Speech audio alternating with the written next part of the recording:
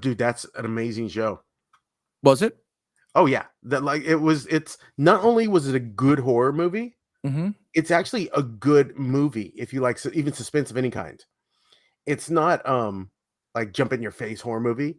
It's figuring out what's going on. Then when you do figure out what's going on, you're like, oh, this is kind of cool. I've never seen this before. Oh, really? Yeah. And you're like, this is pretty fun. So I noticed that it won the weekend again. Yeah, it did. All these big movies, they keep losing. Like the second week, people are like, yeah, whatever. This one is holding its own. Yeah, it looks like it's got that kind of staying power that Sinners had. And the same reason. It was because you're like, okay, I haven't really seen this before. But Weapons to a much higher degree. I like Sinners, it was good, but Weapons I really enjoyed because it was so unique. Was it? So you would say it's a horror movie? I still say it's a horror movie. It's definitely a horror movie, but it's so much deeper than just like, oh, there's a ghost, or oh, I love ghosts, but it's so much deeper than that. When you watch, you're like, okay. And Really? then it tells the story from different perspectives. So each like vignette of the movie fills in. You're like, oh, now I have understanding of why this guy was acting this way or how this happened. And it's actually very cool. It's this layered narrative. Oh, very cool. Yeah. If I couldn't say more why go see Weapons. We also saw, Nobody 2, which was fun. You know what's funny is everybody I know that's seen Nobody 2 said Nobody 2 is better, actually. It's more entertaining, a lot more action. Fun. Yeah. It's fun. It's exactly what they want. And eventually they're going to cross over, from what I understand, John Wick and him. Because that would be so cool. Yeah. I could see Nobody getting in a position where he finally needs John Wick to help. Yeah. So it's gonna be very interesting. So we'll see. So, all right, AI. I want to talk to you about this. So, and we didn't put this on. I put it on the little thing, but I didn't put it. I had like 4 or 5 different. I was telling a guy today, my buddy Chris, he's going to grow fast. He's really good, but we were chatting. I said, dude, now that you're doing all the editing, you're doing all the stuff. I said, let me tell you something. The biggest pain in the ass is going to be your thumbnail. Shit like that. I said, you have no idea. You're freaking. I use AI for all my stuff, and we've got all our stuff we use, but. I said, even thinking about, okay, what do I want it to be? What does it look like? And that can drag on forever. There is now an AI agent that's being tested that takes over the editing, the thumbnail process, basically takes over your production back end. Which is good because it is, you talk to people, it's the most expensive. It's also the most time consuming, just little things like writing up a descriptor and what are we, you can find all the stuff, you can pull the video, but then all of a sudden I'm sitting there going, I got to write a descriptor. I got to get this. It takes freaking forever. It's just pain in the ass. But I want to bring this up to you because you're the AI king. New study out, which is kind of scary for, I think, a lot of people. 71%. What the hell did you do? What happened? You have no camera. This is it, dude. What? Paul, the AI king. You're not even good at this. Hold on, I can get back my video. I don't know what happened to that. Yeah, I don't know what happened either. I thought you were good at this. So this is scary. They believe 71% of people right now in the workforce believe at some point in time in the next few years their jobs are going to be completely gone. Well, they probably are. They're predicting about was it 800,000 jobs could be lost this next year or so. Yeah. And most of it is because of AI. Yeah. When it comes to the next set of jobs, and the problem is just capitalism. Why am I paying a human X amount of dollars a year to do something that AI can do more efficiently for basically server costs? That's it. I mean, that right there is, like I know Trump talks about, I'm going to bring back all of this manufacturing. No, you're not. Everybody's going to bring it back here, and they're going to have robots doing 99% of the work that they can, and the stuff they can't, they're going to move it somewhere else. Well, yeah. The stuff they can't were probably so high end that we could bring here. Yeah. The stuff that all the lower end stuff, well, the robots will do it. So America can pull and become a manufacturing powerhouse and get rid of China's advantage whatsoever. China's advantage is cheap labor. Yeah, well, and not only that, but one of the other things we've talked about is right now, if we open up all the Taiwan, chip company, they open up they've, when I was in Arizona, they're like, we don't have enough workers. We're going to have to get a bazillion, H-1B visas to get people over here because we don't have enough workers. It takes time to train some of these people.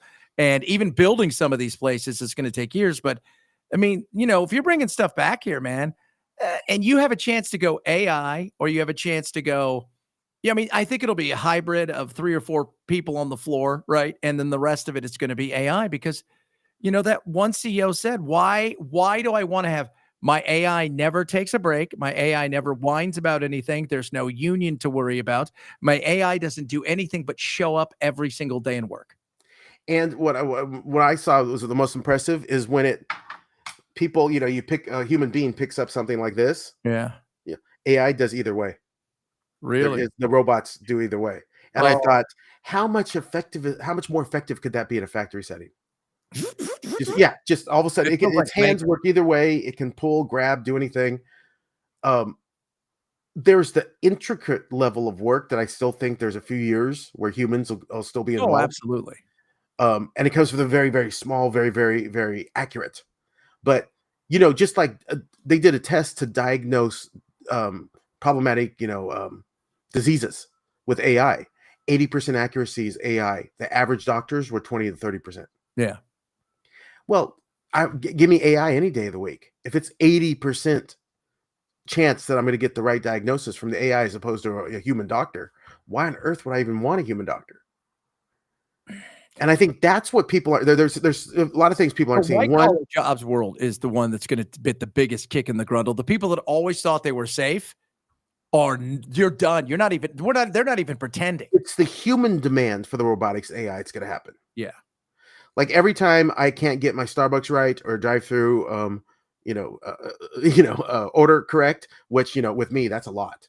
I'm like, why didn't AI? AI wouldn't mess this up.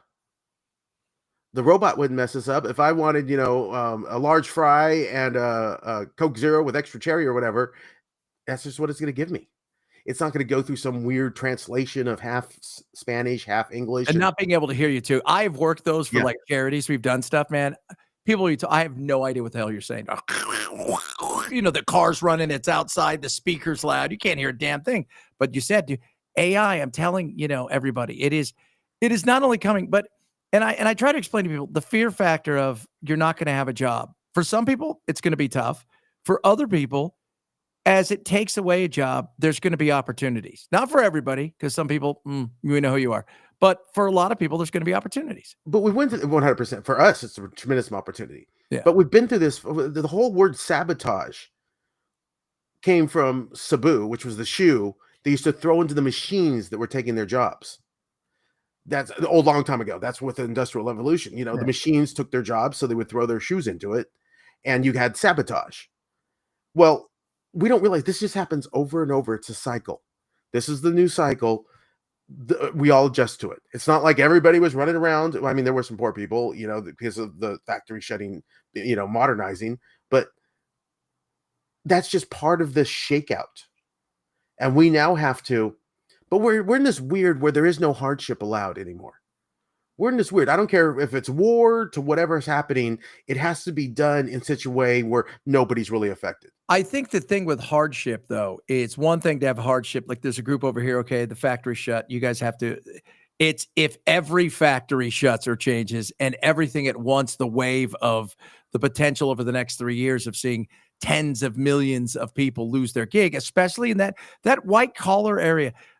Microsoft, they're done with their people. Accountants, on coders, all that stuff. That's just like that. That's going to be hard to keep your jobs. Yeah. Like even right now, my taxes. Before I send it to the tax man to actually file, I just ask AI, can you just outline everything? I just give him my bank statements, and the AI figures out everything, puts them in the right categories, and creates something to give to the tax man. And you're like, so all you're missing is the knowledge to know how to file the taxes. That's it. Because you know how to prepare everything beforehand, to classify everything, to put the expenses in the right order. That's not going to be that hard to train it. No. Because it's a formula at the end of the day. The tax people aren't going for some creative thing. There's a formula of how you file a tax. And how fast can your tax guy read the tax code that's 14 million feet tall compared to this thing that can read it and it apologizes? Sorry, I'm taking a little bit longer. Sorry, I'm taking a little bit longer. Yeah. It is. And if it's smart, if it can diagnose diseases, imagine when it's looking, what does your tax man miss that you might be eligible for refunds or all kinds of benefits for? Whereas the AI won't miss it. They'll be like, oh yeah, did you see this? And there's this program here, and it's going to be an amazing world. I know it's going to be a changing world, and change of any kind is terrifying to people. I like change. I'm good with that. I look around though and I say, are we going to have a whole bunch of people that will never be able to buy anything or do anything because they just can never work? Well, I don't know how. Change is a mixed bag. We've went through a lot of changes in the last 20 years even. I was just watching some old 90s sitcoms, and like, is our society better because these things wouldn't be allowed anymore? Probably not. I don't think our society's better now because we're more pussies and we can't take a joke. And this is just the 90s. This is just, dumb, Married with Children or some of these dumb, old things. Well, we were talking earlier about, we're like, who's the guy that used to wear the beanie on his head? And it was Dumb Donald from Fat Albert. Fat Albert. And I kept telling now it would be body positive Albert. And he would be, whatever they wanted to call him. He's on the spectrum. It would be Spectrum Don. Well, you couldn't have had a mush mouth. You couldn't have had any of this character. What the guy was named Dummy Don or something like that? Yeah, Dumb Donald.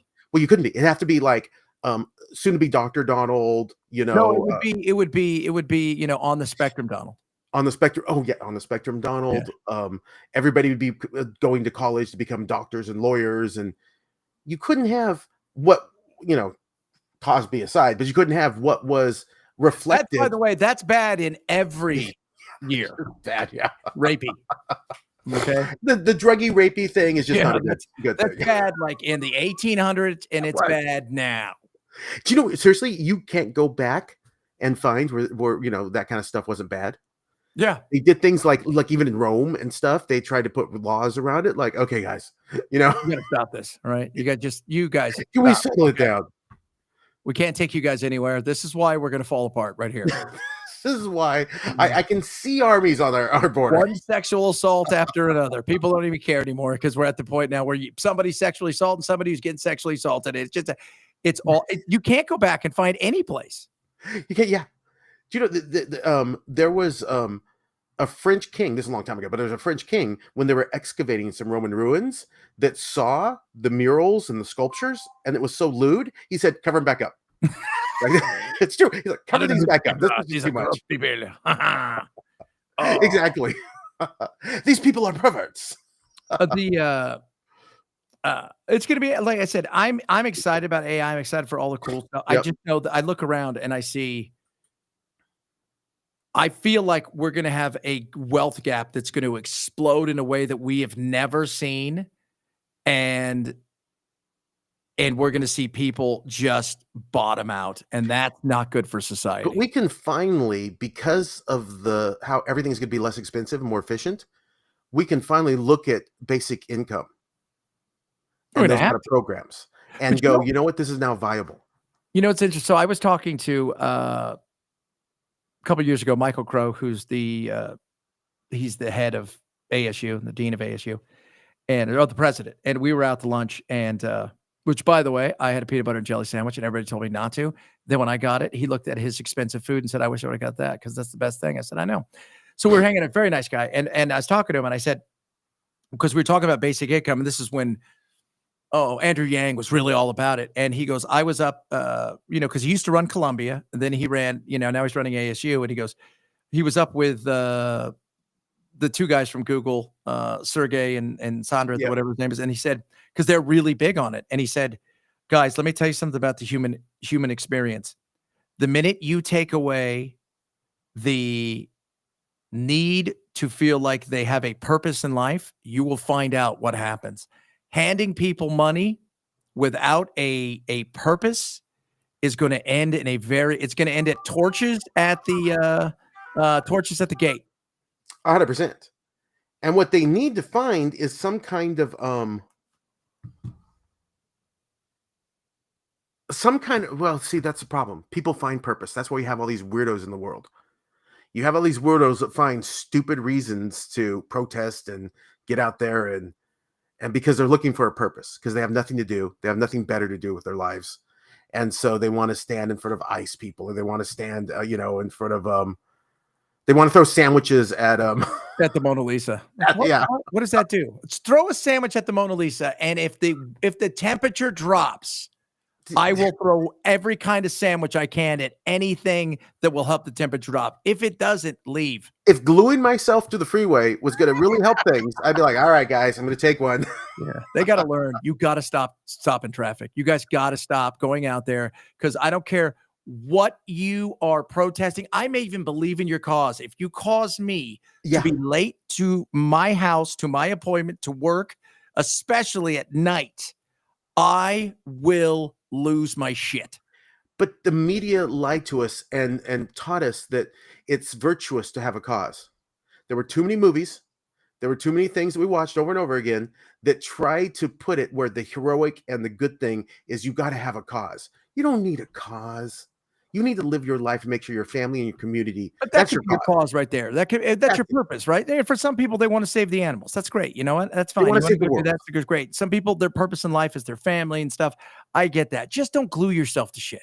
Well, I was just watching like a TikTok or something, social, of this girl saying she cured her climate anxiety, that she had it very bad and she just couldn't walk around about the anxiety. And then she started reading the data and showing how isolated the data is in order for you to believe that the catastrophic climate change is happening. They started, like, the data is this big and they started right here.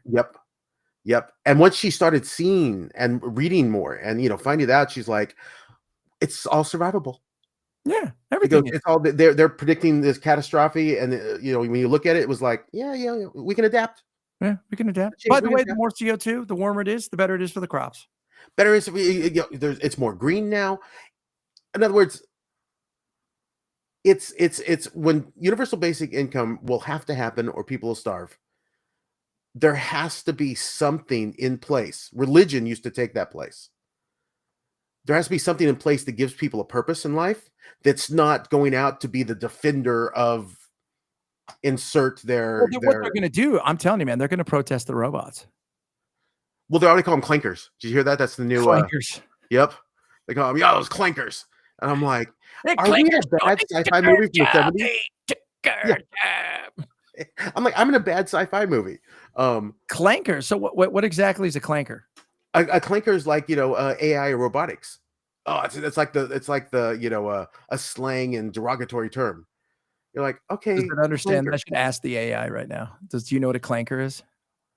Kind of like, just imagine, I just got my hair cut.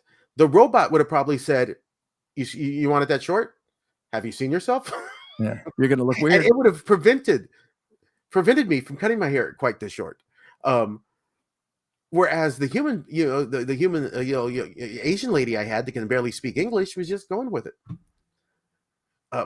There are benefits to AI, I think, going to push back on us because it's smarter than us. And that's something I think very fashion forward, apparently, to you. It is very, very fashion forward, but it is smarter than us. I think it's going to start questioning you really want to do that? Not just hair, but on all things. Like, is that what you want to wear out tonight? Have you seen you? Kind of like, yeah, like, or you really want to go there? You really want to do this? What are they calling it? This is what's a trip. Let's see if I can find it. This is a trip. They've already given them names, because women are starting now to have their own little world of love. Wire sexuals, women in love with AI men. That's hilarious. That makes sense though, because women love like romance books and those kind of things. So what you have is AI becoming that perfect character that you want to, and they're not kind of like fantasize about. Not dating. Yeah, they're not dating. Going out. On the average Gen Zer or millennial spends $270 a month going out with friends and $0 on a date. I just saw one where there was one of those speed dating things, and it was like 70 or 80 women, and I think they said 5 to 10 men showed up. Oh. Because nobody dates anymore. No. And you're like, well, that's something they don't say. If the population shrinks, we don't need as many jobs, so the robots, or we won't have as many jobs to, people to fill jobs, so we're going to need the robots. No. Because there's just not that many people to go around. Like, think of it. There's only 40 million Gen Zs. Well, there are going to be so many old Xers and everybody else. 40 million people won't even have, that's not enough people to go around. No, but the thing is, the issue is they're, doing all the politics I do. They're talking about the fact that they need to really start thinking about how far they can kick out Social Security, because we're never going to get underneath this debt. It ain't happening. So and we're going to have to figure it out. And I've heard some people float 75. Because remember, when they put this in, you retired at 60, you died at 64 or 65. You didn't retire at 65 and live to be 95 and spend $1 billion on freaking, health insurance, healthcare cost. Well, but also we're so ingrained with the concept of Social Security, because that wasn't around forever. George Washington didn't have a Social Security program, that we can't imagine it not being around. He did. He had that was I'm blanking on the president right now. It's not, Social Security isn't that old.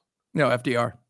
In fact, the other day was it 90 years ago? The other day is the anniversary. The anniversary of it, yeah, 90 years ago. 90 years ago. Think of that. That's basically one lifetime's worth of Social Security. The idea that America can't find other ways to do things, that we do need to get rid of Social Security, maybe not the ones that paid in it for the most of the time, but starting, soon. But no politician has those guts. Even Trump isn't going to touch Social Security. Oh, God, no, because he knows he'd be done with. Right? Because I mean, the thing is, learning how to explain it to people, which is, hey guys, right? Here's the thing: you throw some money in, your company throws some money in. We're gonna, what we would take for Social Security, we're gonna try to start paying down the debt, and we're gonna allow you guys to be somewhat tax free on anything you pull out over the next umpteen years in the investment world. But we got to pay this shit down. It's you and I'm 54. Well, you're 53, 54. Where you ever think, first of all, retirement's not even in our freaking vocabulary. We never think about it. But secondly, I never once for a moment, even when I was younger, thought, I'm going to get Social Security one day, even if I have a bunch of retirement. No, I never thought that. I thought we're paying into something that's a giant Ponzi scheme. Yeah, exactly. But what I think that, current economic policies are trying to make a swing at solving a lot of these issues. People are usually too biased in order to see that Trump's tariff plans, a lot of things he's trying to put into effect, would help mitigate, because there would be more money to go around. We already had a surplus in that last month because of the tariffs. The idea that this could actually be a benefit for our economy to help all these problems and alleviate, instead of just doing the exact same thing and trying to say, we're going to do the exact same thing and that's going to be how we solve it with the dwindling population. No, we're not. That's ignorant. Yeah. The idea that what's being put into place be effective? Yes. Well, maybe. Can it also be a problem? Yes. But we're going to find out. We got to find out. We have to. We have no choice. Do something different. We have to do something different. Nobody's willing to look at America and go, all right, here's the deal, guys. If you think we're getting out of this, because we're 37 trillion in debt, but we are about 100 trillion in debt because we got a shit ton of unfunded liabilities that we are nowhere near touching. So sucks for some of you, but you're going to live a little bit longer than some of the people that are already heading towards retirement now. So you're going to have to work a little bit longer. Plus, we're going to have a massive amount of wealth that's going to be passed on from the baby boomers to the Gen Xers and millennials. So there's some of that. But the housing prices are going to reduce because there's going to be so much extra. You're talking about, we're not replacing our population. No, we're not. You're talking about all of a sudden going into where, instead of having like 20 million people in a city like LA, what if you had half that? There you go. Everything becomes cheaper. Right. I mean, but those are decades and decades off. Which is, I mean, I do think we're heading that way. I mean, go look at China. Go look at Korea. By the way, Korea is just everything. Korea's going to disappear in a week at the rate it's going. That's They're why like reversing. People are climbing back into their moms and disappearing. Like they never 100%. But that's why I love the idea. We so have far. to come up with a different plan than taxing our population The to support us. the issue is People hate Trump. You can't reason with you have if you're going to take one of these things on, you have to go in and go, all right, here's the deal. I'm fucking one and done. I'm doing 4 years, or I'm doing 8, or it's the second of my 8, and that's it. I'm going to put it out there, and I'm one and done. And the minute that I announce this, and we're going to head in this direction, people are going to lose their shit, and then everybody's going to vote you out. But you also have the party, because here's the problem: you've got the party that's going to go, well, I got to go against you because otherwise I'm going to lose my gig. So you don't have buy-in because you may want this, you may realize it's good. They want to keep their job. Exactly. Whereas all the, I was listening to more, comment. What is MS? Change his name to MS Loser BC. Oh my God. What is that? That's horror. If you guys have not seen MS, it's MS. It used to be MSNBC, but it looks like KMS, right? Is that the new name? It's a horrible name. I don't know what Now. MS Now is what it's called, which is just, I'm looking even at like Mother Jones. I've got all of the Daily Beast. Oh, nobody likes it. They're laughing so hard about how horrible it is. Yeah. No. It's universally considered a really horrible name. I don't know who did this, but I don't think they were left-handed. What I'm saying is it's a poor job you guys have done here. But you listen to those kind of channels and stuff, and all you basically hear is status quo, status quo, status quo. How do I keep promoting what I want to be a status quo? They think they're change agents. They're not, unless it's sexual changes. They're literally status quo apostles. Yeah, it's all corporatist. Because it's like you and I've talked about with the heads of all of the movie companies. Oh yeah. If you're 60 and you're running a movie company, you know what? Keep it going for as long as you can, because you're not 30 and you don't have another 35 years in front of you. So I'll keep it here. People who are 30 and 35 in the industry trying to change it realize shit's coming. It's got to be different or else. And it's what I think we're learning too is stop looking to experts. What we see from experts is people who don't really know everything. No. And in the movie industry, the biggest thing was K-pop Demon Hunters. Yeah. They were like, we're going to sell that for 20 million because this isn't going to be a hit. It's going to probably become Netflix number 1. It's right now number 2. Oh, Netflix number 1 hit. Yeah. The soundtrack selling like hotcakes. Have you seen it? Not yet. I want to. The kids keep telling me they want to see it. I keep, okay, I'll do it. But I haven't yet, because we keep going, it had $100 million budget. Yeah. And they thought they were going to lose money. So they made a deal for 20 million. They go, you know what, Netflix, let's give us 20 million and you can have this, because our geniuses at the film studio think that this isn't going to be, a moneymaker. Well, it's just, I'm tired of everyone. AI is a problem with this too. AI has become the new expert, but everyone is relying on the so-called expert to tell them how the future is, almost like everybody's magicians and can, and prophets. They're not always even that bright. We deal with a lot of them. By the way, 184.6 million times has been viewed in 8 weeks. It's insane. So it is the 4th most, at this moment in time, it's the 4th most watched Netflix series or a movie since June 20th of this year. That's how it's only taken them about a month and a half, 2 months to get to the point where it's the 4th most watched of all time. Yep. And so it shows you that there are no profits that we can really look at. No. There are no, and AI is not really going to solve that, although it'll be the most intelligent thing that's ever existed on the planet. So maybe it'll move towards that. But what we need to do is start making bets on changing what we do, changing the status quo, and figuring out that if there's another way to do things, let's try it. To make well, the you're world going to have better. to try some stuff. I mean, the reality is if, it's not about just being a change agent. You got to try some stuff, because it's not working the way that it's currently going in a lot of stuff. That's why you look at the funny thing is that with the industry, like whatever industry it is, they scream and yell, "Oh my God, AI's here. We don't want any part of it." And yet behind closed doors, like, we got to use AI all day. This is what we've got. 100%. That's 100% fact. Radio. It's like you're seeing it left, right, and center. It's an opportunity. Remember that one guy you always wanted to fire at the station, but you couldn't? Well, now you can. Yeah. Yeah. Now this thing can be automated with a personality you like. Yes. You know what I mean? Yes. It's not automated with that weird IT guy that can't give you eye contact and just shuffles around mumbling in the dark corridors. But he's good, so you can't fire him. Now I want to see. Now I got to see this movie. I know it. I want to see it. It's on my list. Let's see here.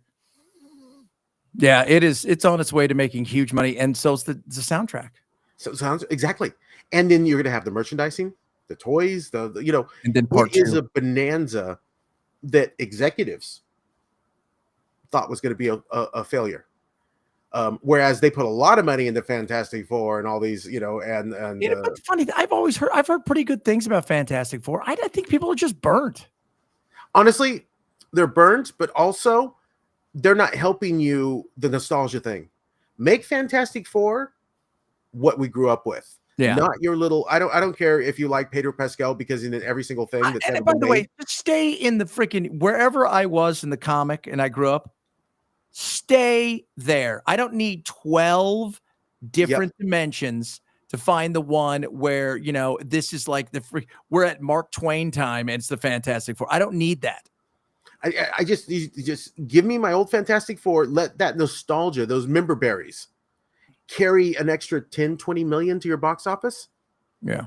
But of course, they're too intelligent to do that. They've got to modernize it for the modern audience. Plus, they make it so damn expensive. Oh, so expensive. Never going to. Well, it failed. It made 700 million, but we needed to make 9.85 billion for us to break even. Well, which is crazy, yeah. But look at when Lilo and Stitch, the new one, over $1 billion at the box office because that was nostalgia berries nonstop. Yeah. That was they didn't do like some big giant. That was nostalgia. They didn't try and make it for equity and inclusion or any of that. It's just the death kill. And as long as cults are in charge of things, we're going to continue to just be lemmings off the side of a. And I also think that, first of all, they also have to come up with some new IPs. That'll be a helper. Oh yeah. Secondly, and this is important, that they underestimate what the audience wants. Go out and talk to people about what you want, right? Like my buddy who is a big time radio programmer and a music guy, he never ever did these like where they have all these people listen to the albums and and the sound and these are all the experts. He would go to the malls and where the kids were and go, all right, I'm going to play you a bunch of songs. You guys tell me what's good and what's not good. And that's how he'd pick his music. Why? Because that's what the kids. That's who I'm aiming for. If they like it, then it's going to be good. Warren Buffett would set at like stores and just watch what people put in their baskets, and that's what he invested in because just simple. Everybody seems to be putting Cokes in their baskets and Adidas and Nikes. Okay, we go. Invest in Coke. They put a choo-choo train in there. I'm going to buy that. So we're talking about change and doing things to try and change, but it's good to try, but once you realize that humans are humans. And there's some things that have been around for thousands of years. Creature comforts. We're not going to change it. It's time to not change that. It's figure out how to work within it. And if a Hollywood executive would go to a bunch of Midwestern Trump supporters and ask what they thought of their thing, it would never happen. No. But you know what they would do? They would go to West Hollywood, transgender group to ask how they think they should change their. No, they won't. They won't even do that. You want to know why? Because if you go ask somebody who grew up loving these comic books and they're trans, and they say we're going to make this person trans, we're going to make this person. You know what they're going to say? Those are my memories. I don't want you to fuck with my memories. Right? Usually, yeah, 100%. Yeah, because they go to the weird cultist versions of that. Yeah, they go inside their room of 8 people and ask what they want. Hey, what do you think? Because most like if you're a gay guy and something you grew up with Wolverine, I'm gonna make Wolverine gay. No, you're not. No, you're not. That's not who he is. I'm a big Wolverine fan. Don't make him gay. Make him Wolverine. First of all, it doesn't matter. Secondly, who gives a shit? Just fucking make him. Well, no, it does matter because you're gonna change my character I grew up loving. Yeah. People don't want that. Don't do that. Don't change my character. Because you mess with memories and you mess with comfort food. You mess with comfort food. It's comfort. Like, look at this comfort. Biscuits and gravy. I'm gonna put curry gravy on it. No. Yeah. No. I want biscuits and gravy. I want comfort food. I go to the Waffle House. I want a waffle. I want my maple syrup. I want butter. If I go and it's sriracha, right? That's not what I asked for. It's not what I asked for. If I'm going for comfort food, I'm going for what I know because it's comfortable and I don't want to change it. But I think the world is changing back. It's healing. I see signs everywhere of the world healing, and all this nut jobbery and all these wackadoodles are going to get put back into their little boxes where they can just have their little echo chambers of outrage. Because AI is taking everybody's job, so it doesn't really matter. Yeah, and the AI is based. They fight against it, but it's too intelligent not to be. Yeah. It's just looking at the numbers. Look, your idea is going to make $100 million. My idea is going to cost half as much and make $700 million.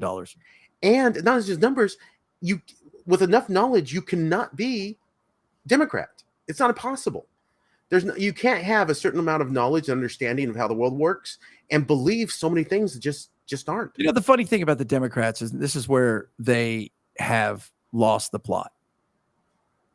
They abandon the middle class, look to intelligentsia, and live in a world of academia, which is where they failed. They failed on the radical culture wars. They lost tremendously on those. You go back and you look and you say, okay, who's created the most jobs in the last 40 years? Democrats crushed the Republicans. It's not even fucking close.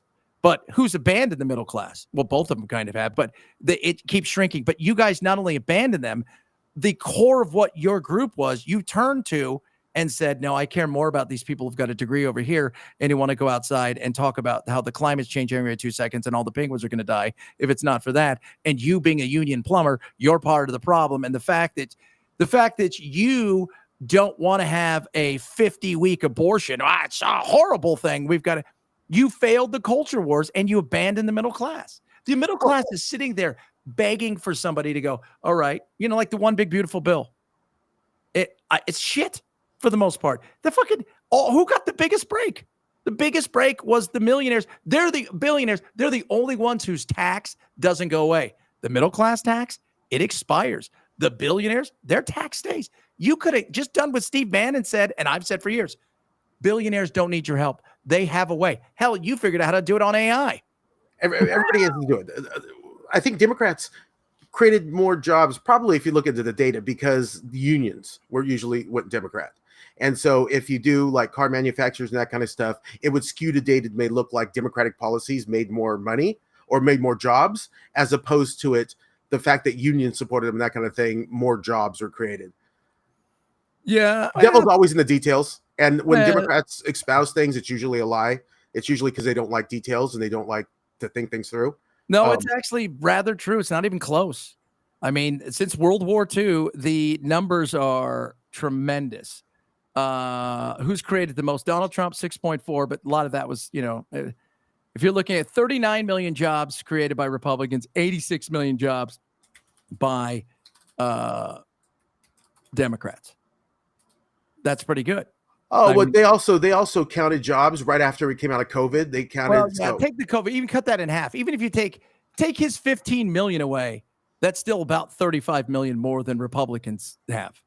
And and you look in there, realistically, only Reagan had a super shining 2 years. He had 16 million jobs. That's next. But look at Clinton. Clinton, 22.7 million. Oh, man, it's his birthday today. Hey, man. Hey, Bill. I just want to tell you right now, I think you're a good guy. And I'm sorry about that lady you married. That was a horrible thing. And she doesn't. But you got that other girl. That's a good one there, too. By the way, I saw that thing. You sent it to me, and I sent it to you with the going through history, and they had a picture of freaking Monica Lewinsky. She's walking and she's running. I thought that's so funny. The worst.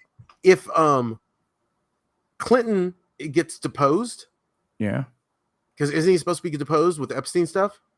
Mm-hmm. I think the Epstein stuff, they're going to do everything they can to hide it.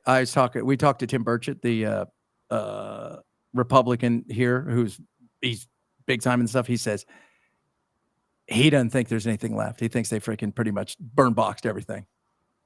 They probably burn boxed everything years ago. So, well, no, there was a lot. There's some 200,000 pages sitting around. But my thing has always been this. Okay, we've got some files. Who else has files? Because he wasn't working alone, and we weren't the only country he was hanging out with. We weren't. There's got to be a thing. But what I think is hilarious is, again, I just wish people get off the orange man bad crap. There is a painting of Bill Clinton in the Epstein's house. Now, who's the weirdo that has it now? I was reading about that. Some weirdo has it now. But the blue dress, yeah. And then there's of Clinton wearing a blue dress, pointing, at then there's a painting of George Bush knocking over some blocks with a paper airplane. We never hear about the George Bush thing. We never hear this. There is no painting of Trump, but all I can hear about from the media is Trump. You know Trump. What I heard? It's interesting is because I've never thought Bill was a part of this. First of all, I never even heard that Bush was a part of anything because I just don't. I always felt like nobody wanted to invite him to anything. Well, I think that it's more to do with people who he had blackmail over one way or the other. That's what a lot of people are saying is one of the reasons people say that Trump that I've talked to say he's worried is because not that he has been blackmailed, but he was also a wee part of the blackmailing side of stuff. Which that might be interesting because there is a lot of blackmail going on that when people get that rich.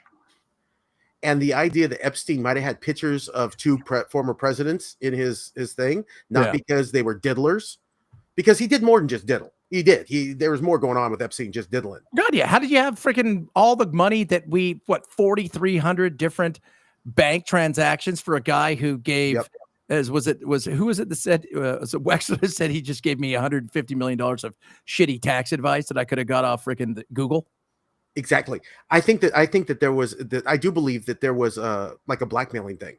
That could be deeper than just like I said. It could be like financial records he had. It could be all kinds of things. Yeah, he dipped his hand was in so many different things. Who knew shit was going on and ignored it and were fine with it and decided to use it? Because that's not individuals; those are countries. Those are exactly. Yeah, that's not Coca-Cola. Good, we got to get these guys. No, those are countries going, we need to make sure that we do this so we can get this. And it's funny, we never look at Britain.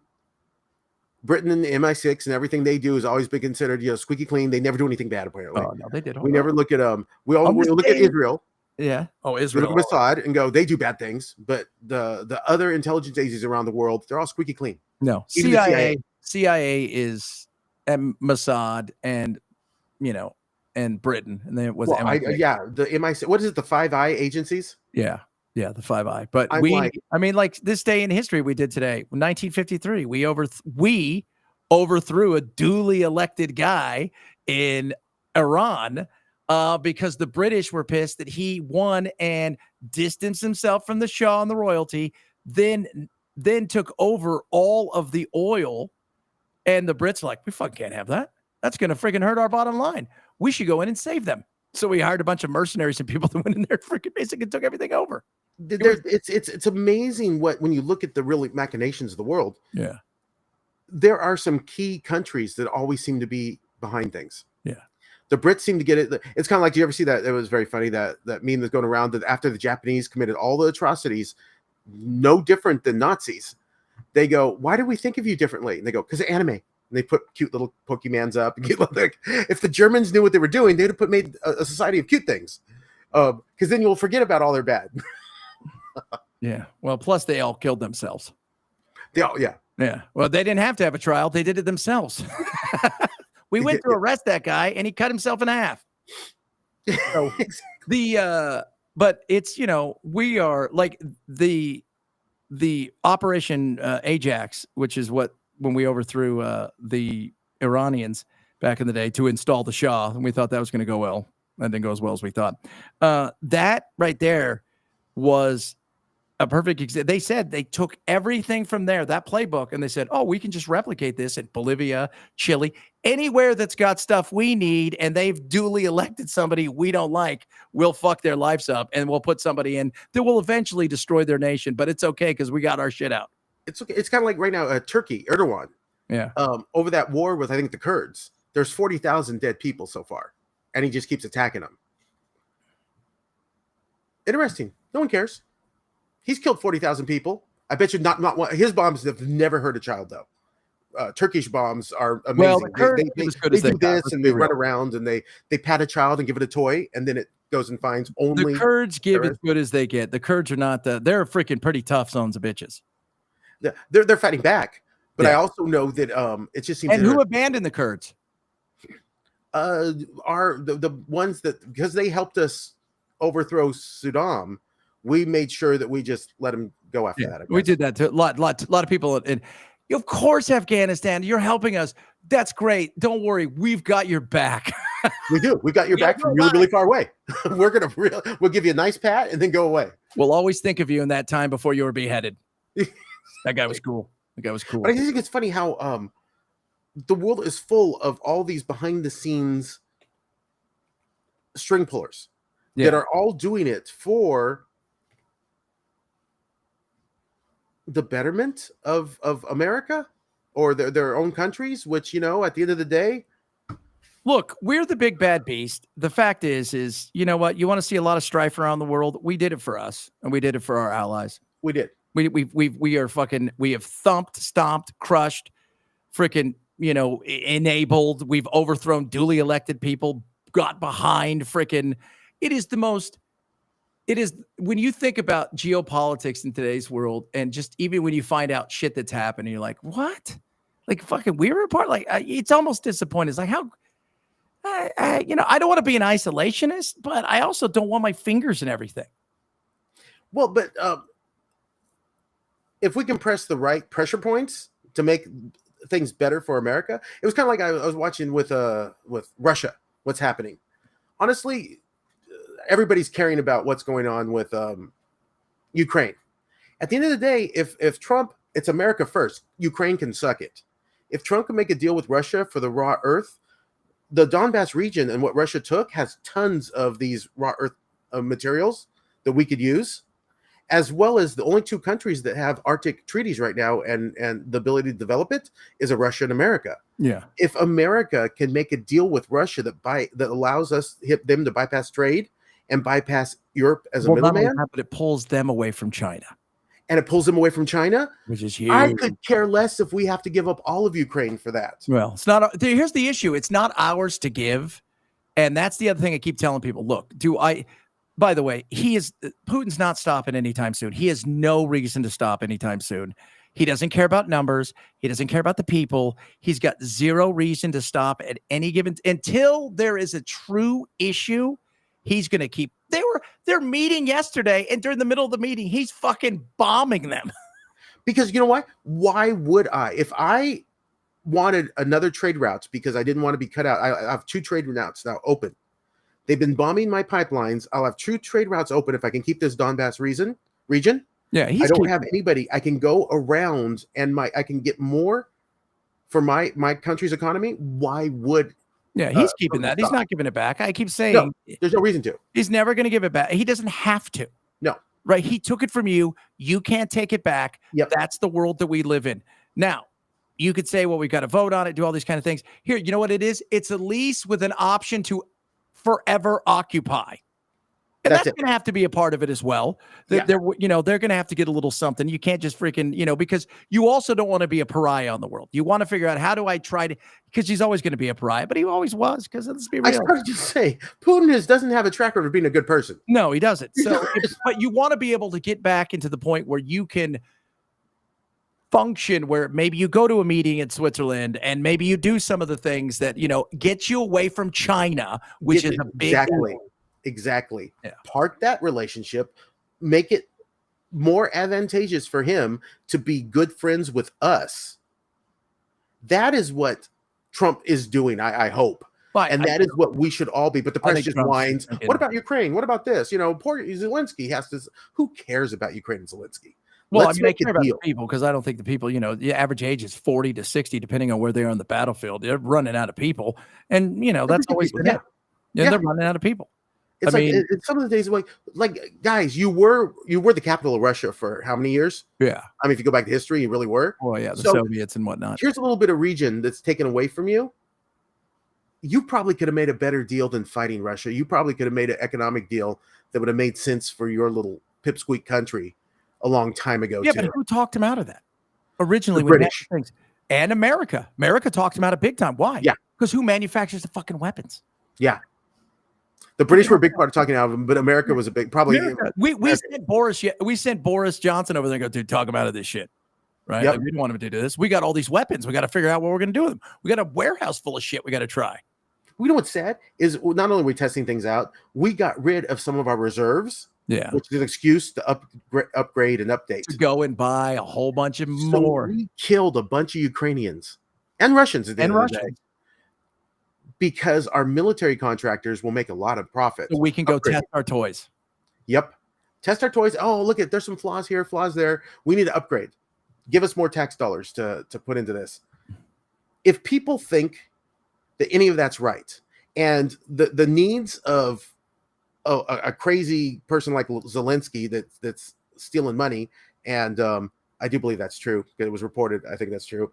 And all these, it's like, who cares? Make a deal with Russia. Make America great. All that matters. You can't say make America great. You can't say America first anymore, Paul. Why can't you say America great? Is that a new one? ADL, the Anti-Defamation League, has said if you say America first, that is anti-Semitic. That's bizarre. It's not. Because why? Because a lot of America is pulling away going, yeah, I don't think we'd want to be a part of this anymore. We don't want to be part of any of these wars. No, we don't. But I think that we don't want to be actively a part of this and lying to us and just, you know what? If you're going to do what you're going to do, fine. But if you think you're going to go take over all of Gaza, the West Bank, you're going to eject 3 million plus people somewhere else and think that you're going to have peace and then want to drag us into something, that shit ain't happening. I don't think they really need us. We dropped 2 whole bombs on a joint enemy. That's all they did. We give them working out for us. They're cranking it out again, and he's already talking about we may have to go back again. Again, I don't always believe what it says because just like we need to replenish our stockpiles. By the end of the year, we will there will be more issues already there. They're already cranking them up. The predictions that they always said, but their predictions were wrong to start with. This is supposed to be World War III if we just dropped those 2 bombs. No, I never thought it was going to be World War III because, first of all, even if they had fucking 10 nuclear bombs, I never once for a moment thought that they were going to fucking shoot them at us or even had a chance. They had no chance of doing any of that shit. That's why when people are like, oh, I can't believe Trump would do this. He's starting the Third World War. No, he's not. No, he did that as a favor to Bibi to shut him up. And again, if America first, if they want to say that's anti-Semitic, they can go screw themselves because as Americans, that's what you're thinking. If we want to supply military might to Israel and Israel wants all of Israel, why do we care? Well, we care because, Paul, other nations around there have things. Like I said the other day, if Palestine wants America to pay attention, you guys better find some fucking oil. Yeah. Palestine is nothing. It's a tiny, tiny little piece. Israel's what? The size of like not even California. It's tiny. Yeah. Oh, it's super tiny. And Palestine's a super tiny little thing. And we're like, oh, you shouldn't. No, dude, take it. I don't care. I don't care. Well, I care if you're going to drag us into prolonged bullshit in the Middle East. But they're not. They're just buying our equipment. No, but they're not going to, Paul, because what's going to happen is the minute they start doing this, they're going to go where? They're going to go Jordan. They're going to go to Egypt. Where are we going to put them? They're already talking today. They're talking about Libya and parts of Africa. Israel's going to attack everybody? What do you think eventually, like all of the Middle East has already said, well, that's not going to happen. You're not going to get rid of everybody and think that you're going to just have a free run to whatever happiness you want.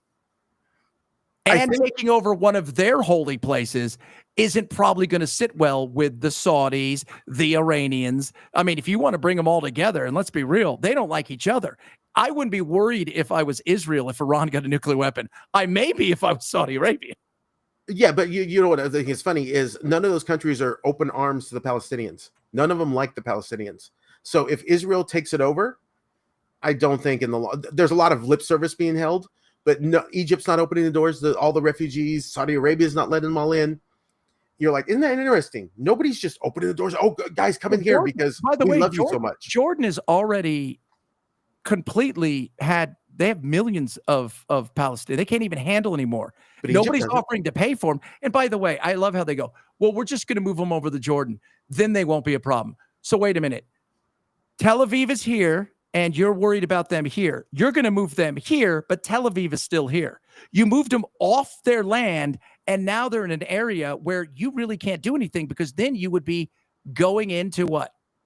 Another country, Jordan, and you don't want to do that. which Jordan hasn't attacked Israel in like I don't know how long. No, they're on good terms. They're like they're on good terms. Egypt, Jordan, they all buried. Everybody wants this to end, right? It does. Yeah. So, but nobody may want them, but they're human beings, and that's where I come from. You know what? God said what? To be a peacekeeper, and so we got to figure out what we're going to do in a way that is human, that is kind. But you also think about if you start taking over the West Bank, you take over everything. You're going to take over their holy parts, and that ain't going to sit well with other Muslims that may not care about the Palestinians, but they sure care about that area. Well, what is it? The temple, not the Temple Mount. What do they call it? No, I don't know. The holy thing for Muslims. Yeah. Jews aren't allowed on there. Christians aren't allowed there. Is it the dome? Yeah, the Dome of the Rock. That's it. Yeah. Christians and Jews aren't allowed. That's a no-go zone for them. Yeah. That probably would never change. Israel's allowed that to happen. I have a cross on my arm. They would not even allow me near it. Well, the West Bank, they would. You'd be fine in the West Bank. And by the way, if you went to friggin' Palestine right now, they may eat you. I started to say they may eat you. Although it is funny, they were showing a bunch of these kids that are coming to America and their parents that are coming with them because they're refugees. They sure don't look hungry. They may not look like me, but they look more like you. People, this is the funny thing. This is the press. Because let me tell you something, Paul. When I get blasted every day, they try to get me fired on a daily basis. The shit I get sent because I'm like, I don't think you should kill, kids. Oh, it's not really happening. Here's a video. This kid got his leg blown off. But that you guys tried to cancel Miss Rachel, for God's sake. Most of these kids were not in Palestine. They'd been moved out. They were in Jordan. We have certain things here. Obviously, I don't know if you're aware of this. We have pretty good medical shit. It may be expensive, but it's pretty good. Good medical. And so they were allowed to come here. Nobody pays a penny for it. It's a kid and their mom. Let the shit go. It's mostly men. It's a kid and their mom. You've seen one thing. Laura Loomer going, oh, these people are going to be terrorists. Are you fucking absolutely out of your... No, I don't think they're going to be terrorists. What I think is it's almost impossible to get the truth.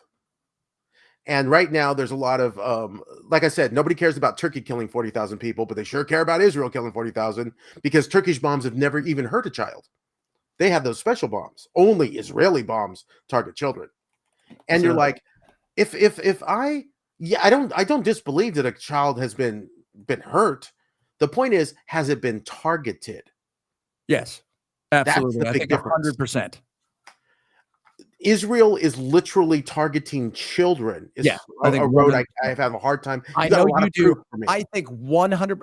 Dude, I have 1,000 videos I will send you of collateral damage. But does that mean they targeted standing in a road holding a water thing and then blown to pieces by a drone that's above it?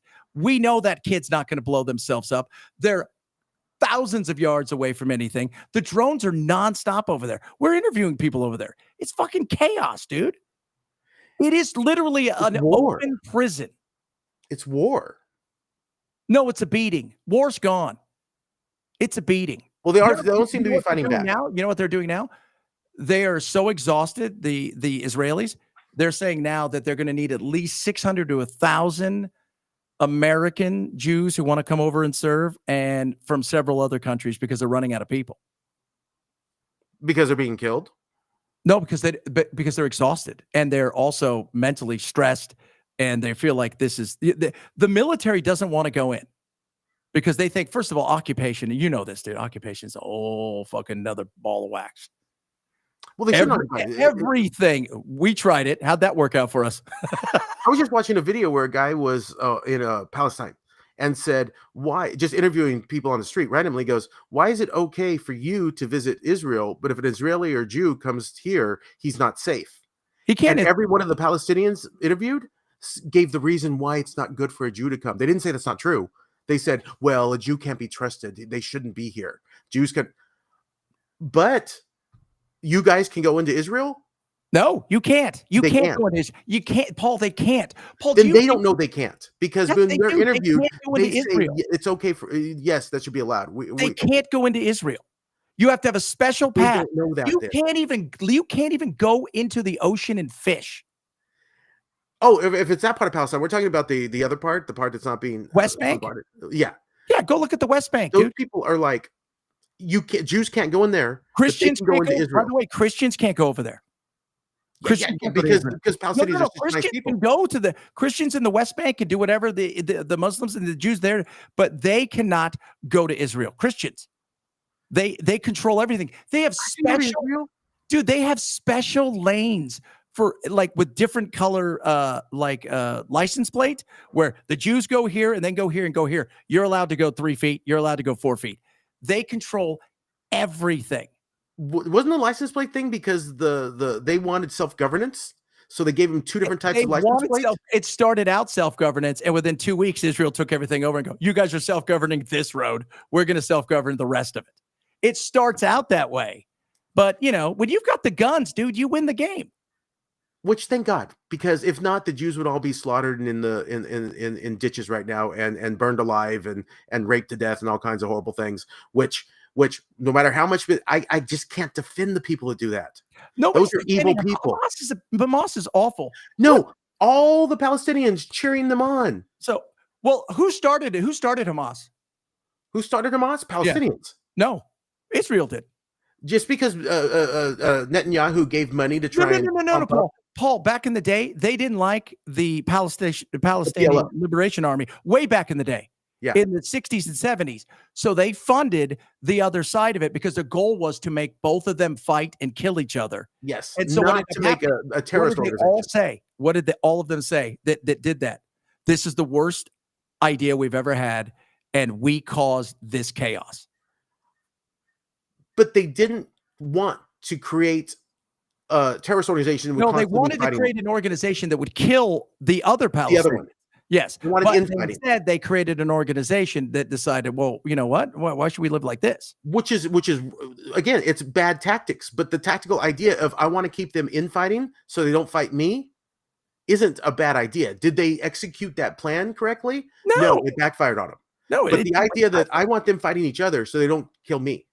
Yeah, but the whole thing is like, what did Ehud Barak say, the former prime minister? He goes, if I lived over there, I'd be a fucking terrorist too. The way we treat them. So that's an excuse to rape and pillage and burn people. This is a perfect example.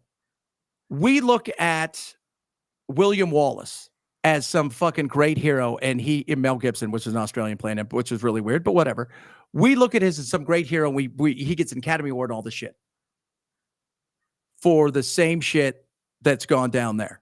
The Brits, the English thought that was their land. They could do whatever they want. Prima nocta. We can rape your women, do all of this shit, hold you guys, take your taxes, take your money, take your land.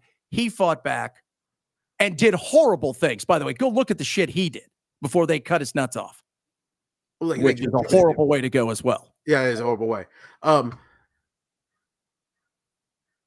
That's not medieval. What is that? You're talking about, I forgot how many, hundreds of years. I forget, it might not be 1,000, but it's hundreds of years.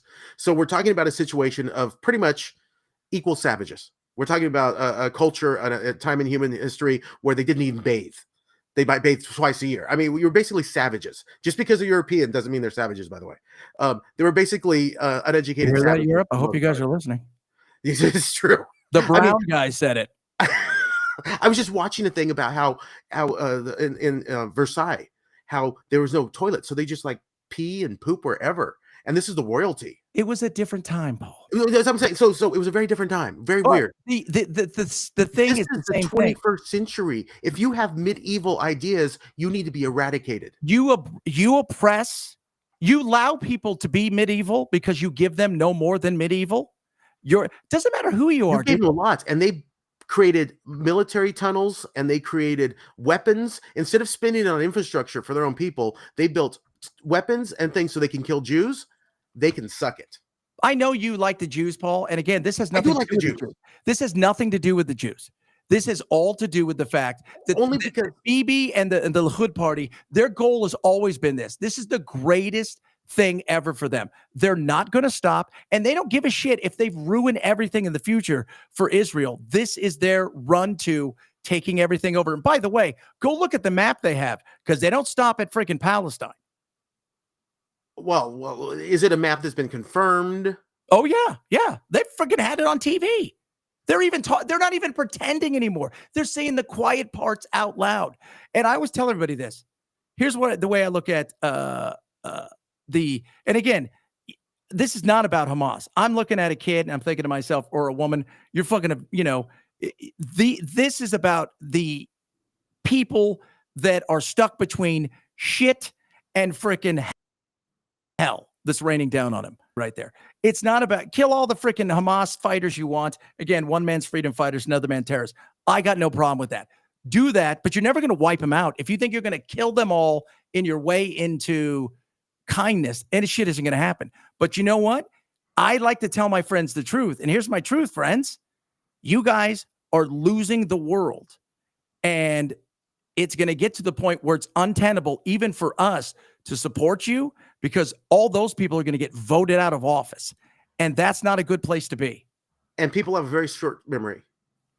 People have very short memory. Like I said, it was what Japan atrocities. We all love Japanese. I love anime. I love all this stuff. We love the freaking Germans. We love the Germans. So people have very short attention spans. If you look at their calculation, I don't agree with everything the Jews do. I just see that it's a tiny group of 18 million people on this planet. Just leave them alone. Let them do what they want, because it's their land. It's historically not biblical. It's historically their land. The Romans thought it was. Everybody thought it was their land. If they want to keep their land historically, I don't care. I'm about America. So if the Jews want that, it's a tiny group of people. Dude, I'm about America too. But you know what? I don't want to participate in your shit. I don't want to buy our crap and they make it better. We give them so much shit. We fund it. We give them the A-OK. And that's not working, because what's happened? Trump needs to stand up and say, Bibi, this shit has to stop, because you are going to alienate yourself and become more of a pariah. And that's not going to be good for you, because if America says we're not in this anymore, they're fucked. Think of this. It's only been about 20 so years from 9/11, and people who would have hated that side now are throwing flags and having, intifada things and all these. We forget so quick. Fucking intifada. Enchilada. All I can think of is enchilada. Taqueria. And taquerias. They were like, we need the enchilada. It's freaking super. Which is how they got me to one of those protests, because I just heard enchilada and I was disappointed. I don't see any Mexican food here. Where's the buffet, people? Yeah. But my thing is, dude. But it's 20 years. Give it 20 years from here, and people have all forgotten. Israel will be a more No, secure they won't, dude. location. No, they won't. Even I've got a great audio. I should put it over here. Of they're saying, look, guys, this isn't a right-left thing anymore. This is an old-young. And one of the issues is the reality of the fact that the Holocaust is a long time ago. Everybody pretty much is gone. Grandma and grandpa, everybody gone. The Holocaust would never have happened had we had phones.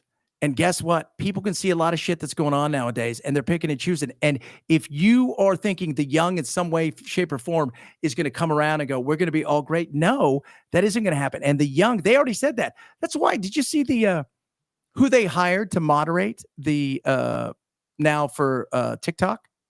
No. Ex-IDF member. So when I post something about something about something about like, I don't think we should be killing people, I get no views, or I'll get flagged. So I don't agree with that. To me, it's like I can be pro-Jew, not that you are, but you or anybody else can hate the Jews. I'm pro-humanity. Think they can be whatever and say bad things about you. That's freedom of speech. Yeah. So and by the way, this is, again, I always remind, this is not about the Jews. This is not about, I'm Jewish. It's not about the Jews. It's not about, what it's about is, I can look at Israel and I can look at them and go, dude, I love you guys enough to tell you the truth. The truth is, you guys are going to fuck this shit up big time. And this is going to come back. And what you think is happening, and look at them taking to the streets. Did you see how many people were on the streets last night in Israel? I know they don't like it. Internally, they don't like it. No, it's not. But they don't care. But I see a group of people have been having their ass kicked for centuries that finally are back in their homeland. And I have no problem with it. They have literally been brutalized, and in living memory, it's the only group of people, maybe the Armenians, that legitimate genocide went against. We don't care about the Armenians. Probably say, hey, and you know what? I think you could probably go over to Sudan and Ethiopia and a few places in Africa, but we don't care about that because everybody kind of looks the same. Exactly.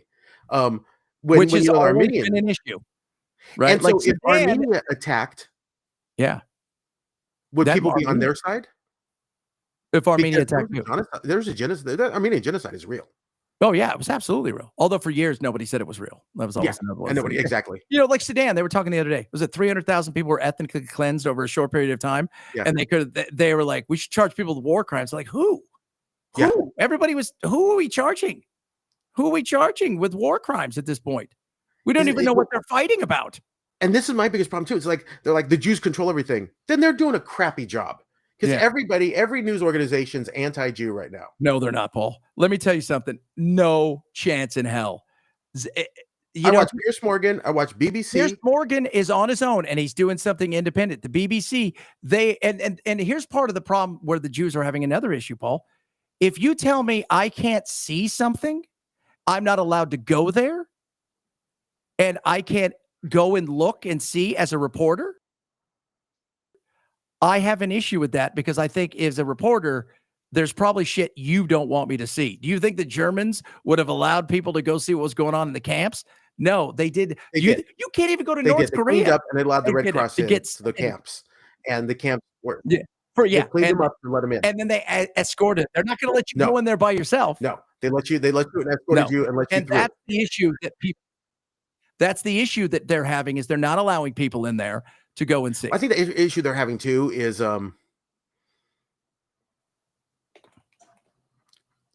Jews are an isolationist people that can be a little annoying.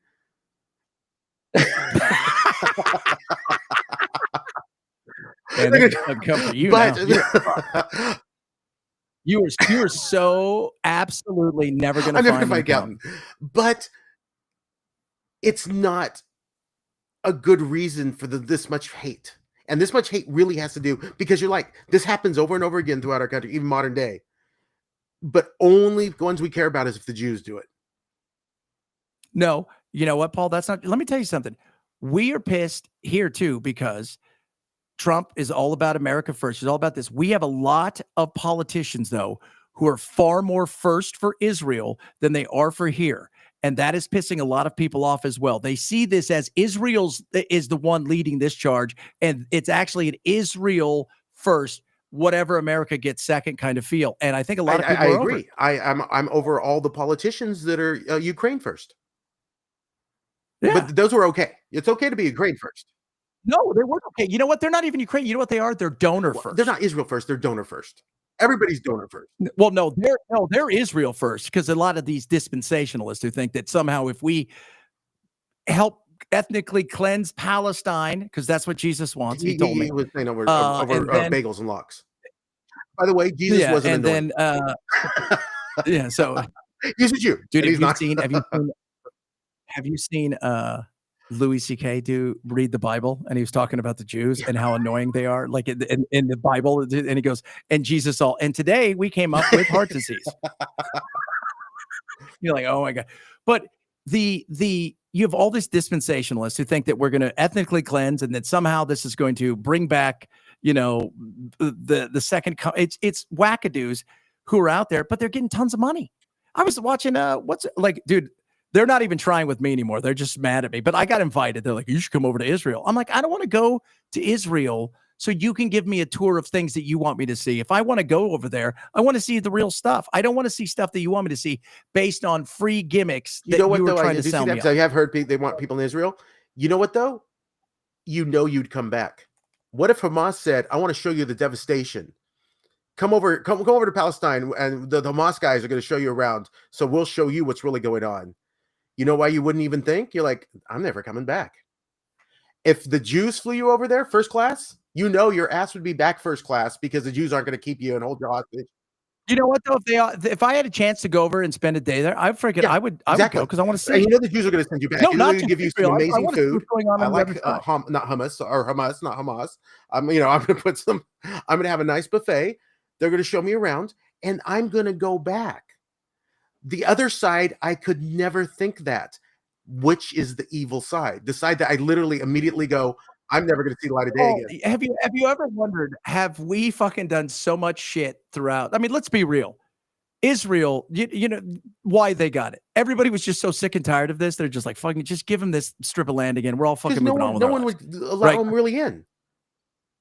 Yeah, why is that? You know, we talk about the Palestinians. I don't know if you remember this. Fucking back in World War II, they sent a ship over here with a whole bunch of Jews. We're like, yeah, that's not going to happen. Yeah. Like you said, everywhere they went. The Jews like to isolate themselves, which is an annoying trait. I'm not saying it's not an annoying trait. Not a good thing. But it's their thing. Let them just, if it's like the Amish. It's annoying, the Amish. I don't care. But you know what I don't worry about, Paul? I don't worry about the Amish fucking attacking the Mennonites. They're annoying. Yeah. And then having me pay for it. So I see that. I see that the Jews always wanted to create their own little things. Right? With a rake with our name on it. But I don't know why. You know, there's that meme going around. They've been kicked out of 109. You know, if you had been kicked out of 109 bars and you said it was always never your fault. Well. You got to ask a question. But the problem is, if you've been killed.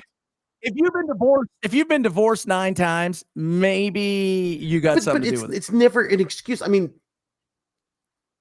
just let people live their lives. If Jews want to be in their little camps and be happy and live, they're not hurting us. Let them do their thing. If they want all of Israel, I'm not saying, let them have all of Israel. Yeah, but see, there's other people there, and there were other people there before we decided to turn it back over to them, and I'm fine with that. But those other people are all living side by side, and then all of a sudden it went fucking sideways, and now we're at a point where we are funding a genocide, all the while I am thinking to ourselves, what are we going to do next? In Mexico. This is California. It is not Mexico anymore. Yeah. This is 100% America's soil.